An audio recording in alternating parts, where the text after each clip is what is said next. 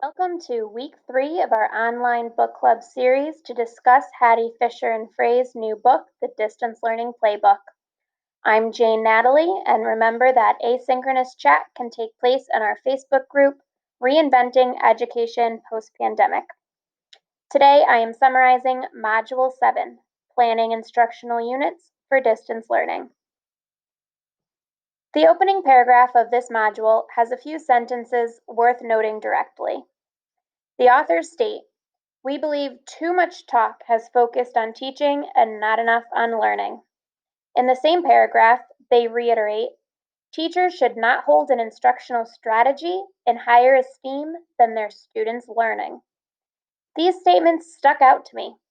Especially in times of uncertainty, we naturally ask, what are we, as the teacher, going to do? And what strategies can we rely on during class? When we flip this conversation with the framework that is laid out in the rest of this module, learning really takes center stage, and the methods we use to get students to that learning falls into place naturally. The module provides a graphic to start with the purpose or the intention for learning as the centerpiece of a pinwheel. Revolving around that purpose are the words demonstrating, collaborating, coaching and facilitating, and practicing. The rest of the module focuses on these 4 domains. How will you demonstrate what students will do or learn?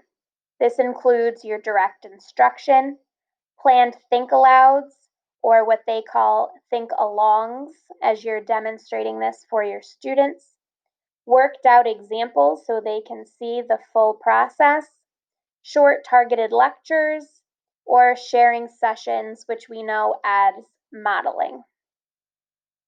How will you design time for students to engage in dialogue and collaboration with their peers?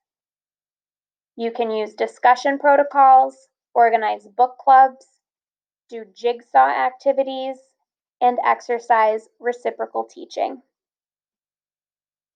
How will you act as a coach or a facilitator, especially supporting students individually or in small groups? The nice part about hybrid or distance teaching is we end up having flexibility that we don't normally have in school to have more one-on-one conferences, small group meetings. This also means you're modeling metacognitive strategies, thinking about tasks and applying skills, as well as addressing misconceptions. You're using prompts to focus students on these cognitive and metacognitive processes, and you're using cues to shift students' attention when necessary when they are experiencing confusion. And finally, how will you explicitly structure opportunities for students to practice? And by this, they mean deliberate practice. Students setting goals and working toward it with direct feedback from you, as well as spaced practice, spreading out the practice so that they have a smaller number of problems or questions over the course of the week, as opposed to laying on the homework all in one night. Leading up to our live session on Thursday, or if you can't join us live, please use our Facebook group called Reinventing Education Post-Pandemic to discuss this question.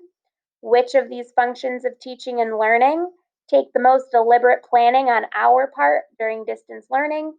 And how have you been incorporating each of these functions in your instructional planning in general, but especially now during hybrid or distance teaching?